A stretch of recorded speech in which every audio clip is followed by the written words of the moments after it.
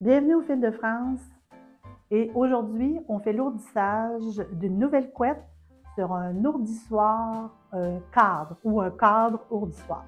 C'est la même chose. À tantôt. Bon, alors voilà un cadre ourdissoir. En fait, moi, j'ai pris ce que j'avais sous la main là, pour l'appuyer parce que je ne veux pas le mettre au mur. Donc, je l'ai attaché en dessous et je l'ai attaché sur le dessus pour pas qu'il bouge. Les goujons de chaque côté ont vraiment 36 pouces, donc ça veut dire qu'on peut faire une verge de gauche à droite. J'ai installé mon fil guide, là on ne le voit pas, mais c'est un petit fil guide ici que j'ai installé pour le nombre de verges que je veux avoir. Donc moi j'ai monté 6 verges et demie parce que ce nouveau projet-là, c'est du 2,16, du fil 2,16 et on va, dans un prochain vidéo, je vais faire un projet d'essuie-main avec du coton chenille. Donc, ça sera pour une prochaine démonstration. Mais cadre du soir pour les personnes qui veulent avoir, qui veulent ourdir, mais que, en fait, le cadre du soir est un petit peu moins dispendieux, en fait, que l'ourdissoir de plancher. Et beaucoup plus pratique aussi, on peut le déplacer ou simplement le mettre, si vous avez de l'espace dans votre atelier pour le mettre au mur, vous pouvez le visser au mur pour qu'il soit fixe. Si vous le fixez au mur, par contre, ayez toujours le goujon ici à la hauteur des yeux, bien important parce que quand vous arrivez pour compter la croisée, ça va être plus facile pour vous et au niveau ergonomique. Donc, la différence qu'il y a avec un ourdissoir de plancher, c'est qu'on est face au cadre et c'est important aussi d'avoir une certaine ergonomie quand on fait cet ourdissage-là pour ne pas avoir des problèmes d'épaule et de bras. Donc, on va vraiment travailler avec la main gauche et la main droite. Pour ce qui est de la tension, on essaie de ne pas avoir une tension moyenne, dans le fond, pour aller de gauche à droite. On part en bas et on monte en haut. Et je vais vous montrer, il me reste quelques fils là, à passer. Et ensuite, je vais vous expliquer le compteur de fils, en fait, que je vais installer ici ou la croisée. Euh, c'est que quand j'ai des couleurs, je n'ai pas de problème avec ça. Je sais le nombre de fils que j'ai selon les couleurs. Mais quand j'ai une couleur unie comme ça, je ne veux pas recompter à chaque fois combien de fils que j'ai redit. Là, comme ici, j'en ai 270. Alors, je vais m'installer un petit compteur de fils. Donc, il me restait, je crois, je vais vous montrer, je vais faire une démonstration comment je fais pour ourdir avec le cadre. Ensuite, comment faire la couette, parce que c'est une technique différente avec un ourdissoir de cadre. Un cadre ourdissoir, mon Dieu. On a de la misère à, on a de la misère. Bon, alors le même principe ici, je prends mon fil, j'insère mon doigt ici pour séparer les deux fils. Là, j'avais peut-être une petite longueur. Bon. En fait, ce que je fais avec ma main gauche, c'est que je m'en vais, avec la main droite, je pousse. Avec la main gauche, je vais tirer, je vais aller positionner avec la main gauche le fil sur le goujon. Lui a fait son travail. Ensuite, la droite s'en va sur le goujon suivant, ici. J'amène ma main au milieu, je prends ma main gauche et je tire sur le fil pour aller l'amener de l'autre côté. Donc, je fais ça tout le long pour m'éviter justement d'avoir, de m'en aller avec la main droite comme ça, puis avoir des torsions d'épaule. Et si vous ourdissez beaucoup avec un ourdissoir, un cadre ourdissoir, c'est important de faire l'exercice avec les deux mains. Donc, quand j'arrive ici en haut, le même principe que la dernière vidéo, on arrive au-dessus, on passe en dessous de ce goujon-là ici, je pousse, je descends et je ramène sur le dessus. Donc, voyez-vous, ma main gauche fait le travail, elle va porter le fil à gauche, le fil à droite, et voilà jusqu'en bas.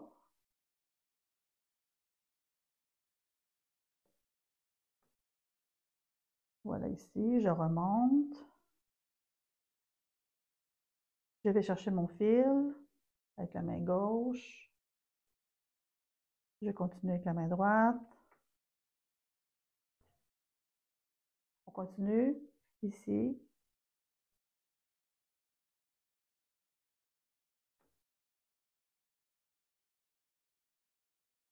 c'est un travail qui est un peu plus, qui demande un petit peu plus de temps avec un quart d'ourdissoir que l'ourdissoir de plancher. Parce que là, c'est moi qui fais le mouvement au lieu que ce soit c'est moi qui fais le mouvement au lieu de la machine.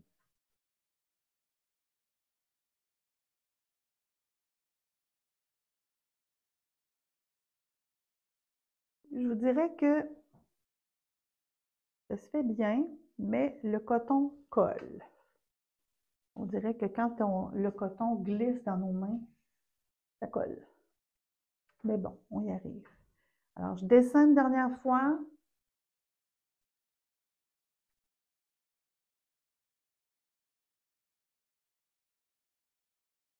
Comme ça.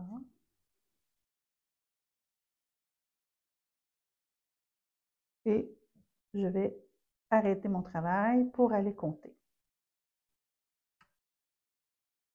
14, 16, 18, 20, 22, 24, 26, 28, 30, 32, 34, 36, 38, 40, 42, 44, 50. Alors, j'ai 50. Je vais tout simplement enrouler mon fil, comme ça, ma couette. Je vais passer le fil comme ça, OK? Comme si je la soutiendrais. Et je vais laisser tomber un fil en arrière et un fil en avant, entre les deux, ici. Alors, je continue de compter. 2, 4, 6, 8, 10, 12, 14, 16, 18, 22, 24,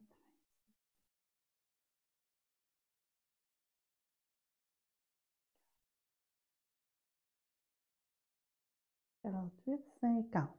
Bon, alors je prends le fil qui est au-dessus, je l'emmène en bas, en dessous, et je prends celui d'en dessous et je l'amène sur le dessus.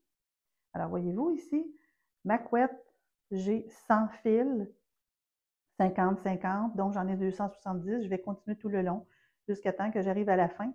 Et à la fin, je vais attacher ma croisée ensemble. Donc, à ce moment-là, ça va m'éviter de recompter le fil à chaque fois que j'en ajoute. C'est un petit truc. Alors voilà, j'ai terminé. Bon, j'ai peut-être, j'avais 270 fils en faisant la démonstration. J'en ai rajouté 10, c'est pas tellement grave. On va me faire 10 fils de plus. Donc, ici, j'ai vraiment 100, 200, 250. Avec un 30 de plus, ça fait 280. Alors, j'ai tout simplement qu'à attacher ma croisée. Comme ça. Voilà. Bon, alors on est rendu à l'étape cruciale pour faire notre couette. Donc, ici, j'ai attaché mes encroix, comme d'habitude. J'ai attaché un autre bout ici et j'ai attaché l'extrémité. Quand on a un cadre du soir, on peut vraiment là, rapprocher les fils avant de faire la couette. Donc, j'ai poussé pour... puis avec du 2,16 aussi, ça fait une couette un petit peu moins grosse. Donc, ça devrait bien aller.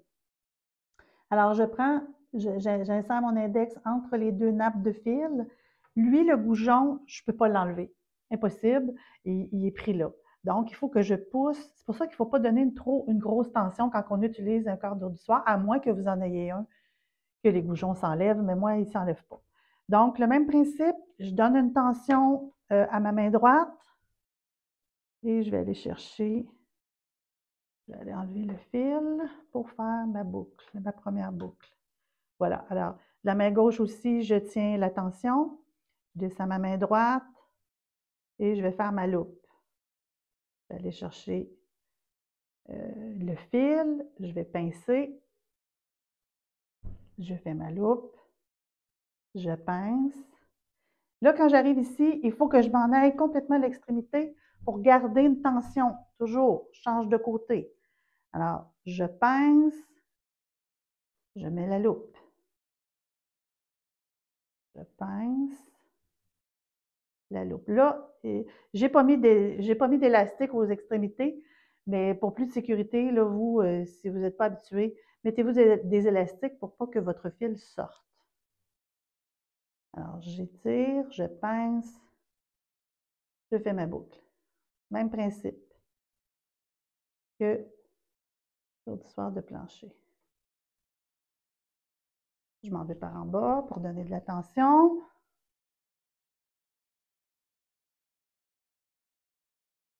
De l'autre côté. Et je continue comme ça tout le long.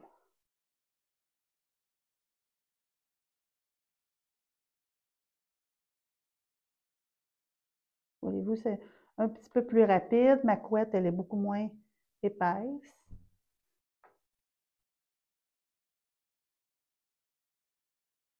Change de côté. Toujours en restant aligné avec ma nappe de fil.